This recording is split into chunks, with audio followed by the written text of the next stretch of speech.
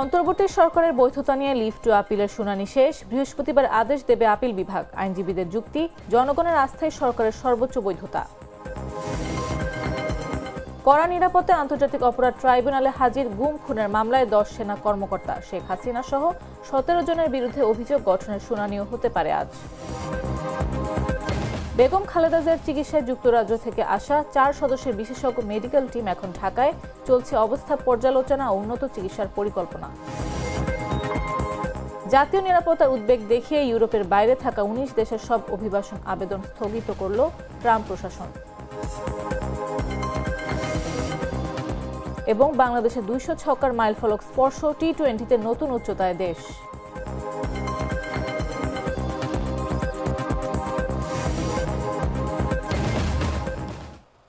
দুপুর 1টা নিউজে সবাইকে আমন্ত্রণ। সাথে আছে আমি নাফিস আব্দুল্লাহ। লাল সরিষার দানা থেকে তৈরি হয় প্রাণ সরিষার তেল, আসল ঝাঁঝে আসল স্বাদে। ডক্টর মোহাম্মদ ইউনূসের নেতৃত্বে গঠিত অন্তর্বর্তী সরকারের শপথ ও গঠন বৈধ ঘোষণার হাইকোর্টের আদেশের বিরুদ্ধে দায়ের করা লিভ টু আপিলের শুনানি শেষ হয়েছে। সুপ্রিম কোর্টের আপিল বিভাগ আগামীকাল বৃহস্পতিবার আদেশ দেবেন। প্রধান বিচারপতি ডক্টর সৈয়দ রেফাত আহমেদের নেতৃত্বাধীন 7 সদস্যের বেঞ্চ এদিন শুনানি শেষে আদেশের তারিখ নির্ধারণ করেন। আবেদনের পক্ষে ছিলেন সিনিয়র আইনজীবী মোহাম্মদ মুহসিন রশিদ। ইন্টারভেনর হিসেবে শুনানিতে অংশ নেন জ্যেষ্ঠ আইনজীবী শরীফ ভুইয়া, ব্যারিস্টার রুহুল কুদ্দুস কাজল ও অ্যাডভোকেট শিশির মনির। তাদের যুক্তি, জনগণের আস্থা ও সমর্থনই সরকারের সবচেয়ে বড় বৈধতা। গত বছরের ডিসেম্বরে অন্তর্বর্তী সরকারের শপথের বৈধতা চ্যালেঞ্জ করে রিট করেন মুহসিন রশিদ। হাইকোর্ট রিট খারিজ করে জানায়, জনগণ বৈধতা দিয়েছে, তাই প্রশ্ন তোলার সুযোগ নেই। এই খারিজাদেশের বিরুদ্ধেই তিনি আপিল বিভাগে লিভ টু আপিল করেন।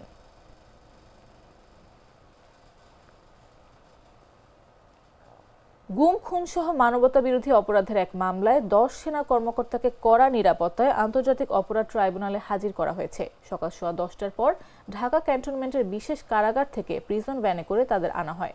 ট্রাইব্যুনাল 1-এর চেয়ারম্যান বিচারপতি মোহাম্মদ গোলাম মর্তুজা মজুমদারের নেতৃত্বাধীন 3 সদস্যের প্যানেল আজ এ বিষয়ে শুনানি ও আদেশ দেবেন। টাস্কফোর্স ফর ইন্টারোগেশন সেলে গুমের ঘটনায় ক্ষমতাচ্যুত প্রধানমন্ত্রী শেখ হাসিনা সহ 17 জনের বিরুদ্ধে আনুষ্ঠানিক অভিযোগ গঠনের শুনানিও আজ হতে পারে। গত 23 নভেম্বর আদালত এই দিন ধার্য করেন।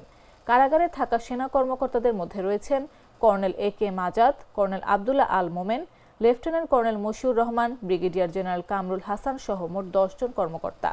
গুমের ঘটনায় গত 8 অক্টোবর শেখ হাসিনা, তারেক সিদ্দিকী সহ 28 জনের বিরুদ্ধে অভিযোগ দাখিল হয় এবং আদালত গ্রেফতারি পরোয়ানা জারি করে।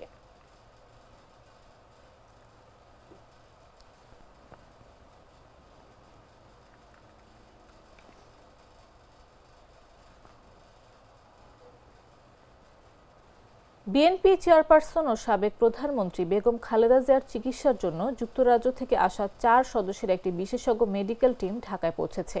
এবারকার হাসপাতালে চিকিৎসা কার্যক্রমে যুক্ত হয়েছেন তারা। বুধবার ডক্টর রিচার্ড বিউলের নেতৃত্বে মেডিকেল প্রতিনিধি দলটি এবারকার হাসপাতালের 4র্থ তলার সিসিইউতে প্রবেশ করেন। তারা খালেদা জিয়ার বর্তমান শারীরিক অবস্থা পর্যালোচনা করেন এবং হাসপাতালের স্থানীয় মেডিকেল টিমের সঙ্গে প্রাথমিক আলোচনা করেন। হাসপাতাল সূত্র জানায়, যুক্তরাজ্যের এই বিশেষজ্ঞ চিকিৎসক দল খালেদা জিয়ার উন্নত চিকিৎসা পরিকল্পনা প্রণয়ন ও প্রয়োজনীয় সুপারিশ দেওয়ার জন্য বাংলাদেশে এসেছে। স্থানীয় চিকিৎসক দলের সঙ্গে সমন্বয়ের মাধ্যমে তারা সার্বিক পরিস্থিতি পর্যবেক্ষণ করবেন। বিএনপি নেতারা জানিয়েছেন, বিদেশি বিশেষজ্ঞরা আশায় খালেদা জিয়ার চিকিৎসার অগ্রগতি হবে আশা করা হচ্ছে।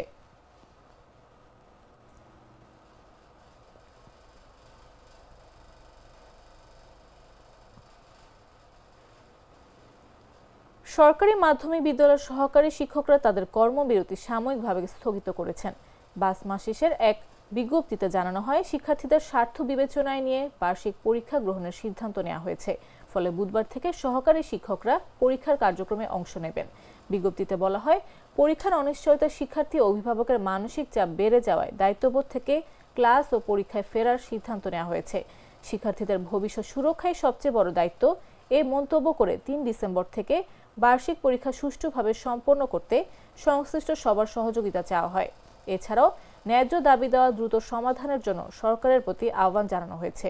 উল্লেখ্য, দেশের 7 শতাধিক সরকারি মাধ্যমিক বিদ্যালয়ের শিক্ষকরা 4 দফা দাবিতে 1 ডিসেম্বর থেকে কর্মবিরতি শুরু করেন, যার ফলে 2 দিন পরীক্ষায় বিঘ্ন ঘটে। দাবিগুলোর মধ্যে রয়েছে পদোন্নতি, নিয়োগ, টাইম স্কেল সিলেকশন গ্রেড, অগ্রিম বেতন সুবিধা এবং সহকারী শিক্ষক পদকে বিসিএস শিক্ষা ক্যাডারে অন্তর্ভুক্ত করা।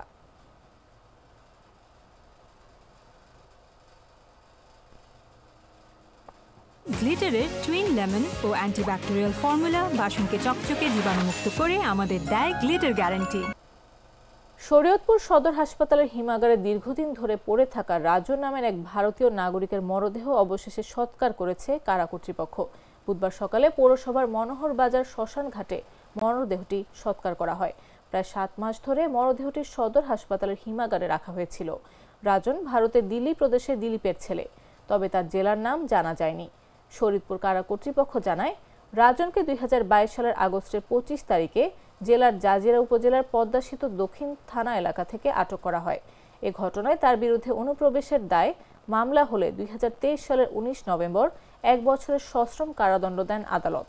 সাজার মেয়াদ শেষ হওয়ায় তিনি আরপি বন্দী হিসেবে কারাগারে ছিলেন।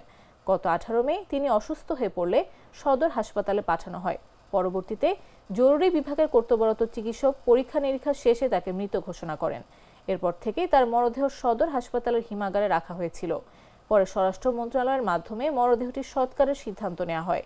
শরীয়তপুর জেলা সুপার বজলুর রশিদ বলেন, রাজন আরপি বন্দী ছিলেন। হঠাৎ তিনি অসুস্থ হয়ে পড়লে হাসপাতালে নিয়ে গেলে তাকে মৃত ঘোষণা করেন কর্তব্যরত চিকিৎসক। এরপর থেকে মরদেহটি 6 মাসের অধিক সময় ধরে হিমাগারে রাখা ছিল। পরে 2 দেশের উচ্চ পর্যায়ে সভার মাধ্যমে মরদেহটি সৎকার করার সিদ্ধান্ত নেওয়া হয়। সৎকার শেষে বিষয়টি সংশ্লিষ্ট দপ্তরে জানিয়ে দেব। আমি শরীয়তপুর জেলা কারাগারে গত মাসের 21 তারিখে যোগদান করি। যোগদানের পরে আমি শুনলাম যে রাজন নামে একজন ভারতীয় বংশোদ্ভূত, সে পদ্মা সেতুর দক্ষিণ পাড় থেকেই তাকে বাংলাদেশে অনুপ্রবেশের কারণে তাকে অ্যারেস্ট করে এবং কোর্টের মাধ্যমে আমরা জেলখানায় পাই। জেলখানায় পাই হলো আপনার 26/8/2022 সালে পাই তাকে, এবং পাওয়ার পর এবং সে 1 বছরের সাজা নিয়ে আসে। সাজা শেষ হয় হলো 25/8/2023 সালে। তারপরেই সে হঠাৎ করে একদিন অসুস্থ হয়ে পড়ে। অসুস্থ হয়ে পড়লে তাকে সদর হাসপাতালে আনা হয়। সদর হাসপাতালে আনার পরে তাকে ব্রড ডেথ হিসেবে ঘোষণা করেন। পরবর্তী পর্যায়ে তার লাস্টটা সে 18/5/2025 পর থেকেই এই সদর হাসপাতালের হেমাগারে থাকে। তারপর থেকেই মন্ত্রণালয়তে উচ্চ পর্যায়ে লেখালেখি শুরু হয় এবং 2 দেশের এক মিটিং হয়। 2 দেশের মিটিংয়ের সিদ্ধান্ত হয়। ওটা 13তম মিটিং ছিল সচিবালয়ে। ওই মিটিংয়ের মাধ্যমে সিদ্ধান্ত হয়। পটুয়াখালীর ছোটবিঘা ইউনিয়নে বিরল হরমোনগত জটিলতার কারণে 12 বছরের জুবাইদা আক্তার আখি মেয়ে থেকে ছেলেতে রূপান্তরিত হয়ে নতুন পরিচয় পেয়েছে তানভীর ইসলাম নামে। বিষয়টি নিশ্চিত করেছে পরিবার ও প্রতিবেশীরা। ঘটনাটি এলাকায় ব্যাপক কৌতূহল সৃষ্টি করে। চিকিৎসকেরা বলছেন, এটি বয়ঃসন্ধিকালের জটিলতার ফল। পটুয়াখালী প্রতিনিধির পাঠানো তথ্যচিত্রের বিস্তারিত ডেস্ক রিপোর্টে। পটুয়াখালী সদর উপজেলার ছোটবিঘা ইউনিয়নে বিরল হরমোনগত জটিলতার কারণে মেয়ে থেকে ছেলেতে রূপান্তরের একটি ঘটনা ঘটেছে। পরিবার ও প্রতিবেশীরা বিষয়টি নিশ্চিত করেন। লিঙ্গ পরিবর্তনের আগের নাম ছিল জুবাইদা আক্তার আখি, বর্তমানে তার নতুন নাম রাখা হয়েছে তানভীর ইসলাম। ঘটনাটি এলাকায় ব্যাপক আলোচনা সৃষ্টি করেছে। পরিবার জানায়, 2 মাস আগে আখির শরীরে অস্বাভাবিক পরিবর্তন দেখা দেয়। নাক মুখ দিয়ে রক্ত পড়া, দুর্বলতা ও অসুস্থতার কারণে স্থানীয়ভাবে চিকিৎসা নিলেও পরে এক সকালে শরীরে বড় ধরনের পরিবর্তন অনুভূত হয়। এ অবস্থায় তাকে ঢাকায় বিশেষজ্ঞ চিকিৎসকদের কাছে নেওয়া হয়। পরীক্ষা নিরীক্ষার পর চিকিৎসকেরা জানান, এটি জন্মগত হরমোনগত জটিলতা বা যৌনাঙ্গ সংক্রান্ত বিরল সমস্যার ফল, যেখানে শিশুর দেহ বয়ঃসন্ধিতে গিয়ে ছেলে হিসেবে বিকশিত হতে পারে। প্রতিবেশীরাও ঘটনাটি দেখে বিস্মিত। তাদের ভাষায় এটি রহস্যময় হলেও বাস্তব। নতুন পরিচয় তানভীর বলেন, আগের বন্ধুদের সঙ্গে মেলামেশা এখন আর আগের মতো হয় না, তবে শরীর আগের চেয়ে ভালো লাগে। ভবিষ্যতে একজন ভালো ইসলামী সঙ্গীতশিল্পী হতে চাই।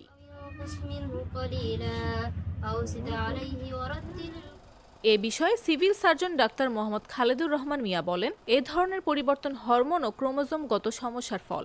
রোগীকে পরীক্ষা ছাড়া নিশ্চিত মন্তব্য করা যাবে না। নিউজ ডেস্ক, জাগো নিউজ। প্রাণ কফি ক্যান্ডি, কররা কফি, কঠিন স্বাদে। হাইকে বলো বাই। জানাবো আন্তর্জাতিক সংবাদ।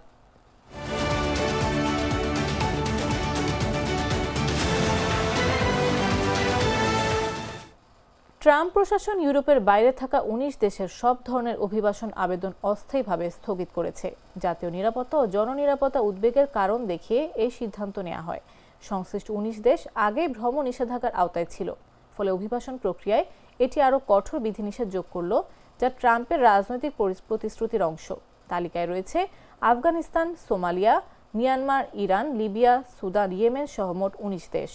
সরকারি স্মারকে বলা হয়, ওয়াশিংটনের ন্যাশনাল গার্ড সদস্যের ওপর হামলায় আফগানিস্তানের এক নাগরিক গ্রেফতার হওয়ায় নিরাপত্তা ঝুঁকি আরও বেড়েছে। পাশাপাশি সোমালিদের বিরুদ্ধে ট্রাম্পের কঠোর বক্তব্য আলোচনায় রয়েছে।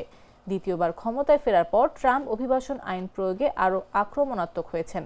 এবার বৈধ অভিবাসন কাঠামোতেও কঠোরতা বাড়ানো হচ্ছে। নতুন নীতিতে এসব দেশের নাগরিকদের সব আবেদন স্থগিত করে পুনঃ পর্যালোচনার নির্দেশ দেওয়া হয়েছে। জাতীয় নিরাপত্তার ঝুঁকি মোকাবেলায় প্রয়োজনে সাক্ষাৎকার বা পুনঃসাক্ষাৎকারও নিতে হবে বলে জানানো হয়েছে।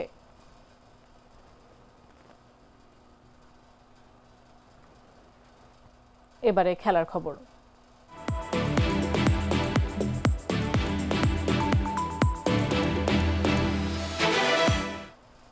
এক বছরের বাংলাদেশ নিজেদের সর্বোচ্চ ছক্কার রেকর্ড আগেই ভেঙে দিয়েছিল, আর আয়ারল্যান্ডের বিপক্ষে সিরিজের তৃতীয় ও শেষ টি-20 ম্যাচের রেকর্ডটিকে নিয়ে গেল ভিন্ন এক উচ্চতায়।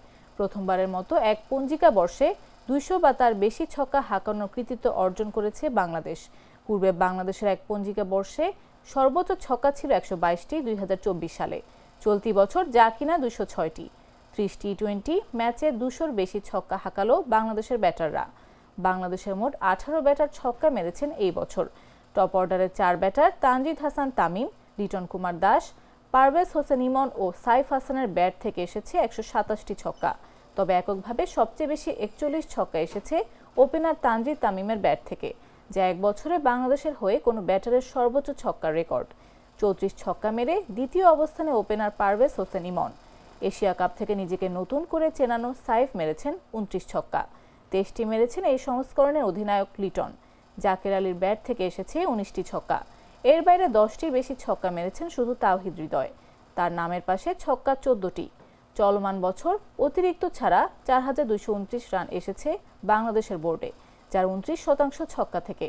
কেবল ছক্কা নয়, চলতি বছর নিজেদের ইতিহাসের সবচেয়ে বেশি চারও মেরেছে বাংলাদেশ, ২৯৮টি।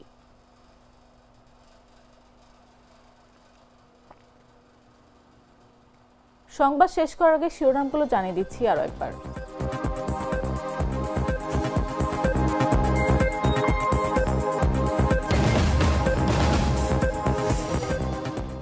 অন্তর্বর্তী সরকারের বৈধতা নিয়ে লিভ টু আপিলের শুনানি শেষ। বৃহস্পতিবার আদেশ দেবে আপিল বিভাগ। আইনজীবীদের যুক্তি, জনগণের আস্থায় সরকারের সর্বোচ্চ বৈধতা।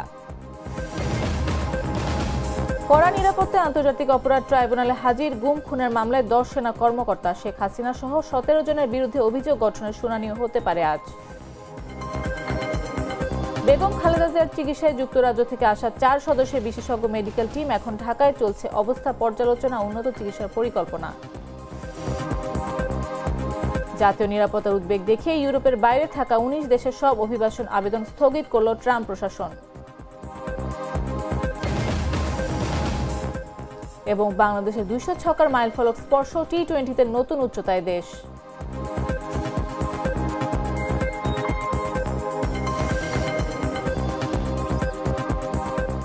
দর্শক, এই ছিল এখনকার মতো। প্রতি মুহূর্তে সর্বশেষ খবর পেতে ভিজিট করুন jagonews24.com, ফলো করুন আমাদের ভেরিফাইড ফেসবুক পেজ এবং সাবস্ক্রাইব করুন জাগো নিউজের ইউটিউব চ্যানেল। এতক্ষণ সাথে থাকার জন্য ধন্যবাদ সবাইকে।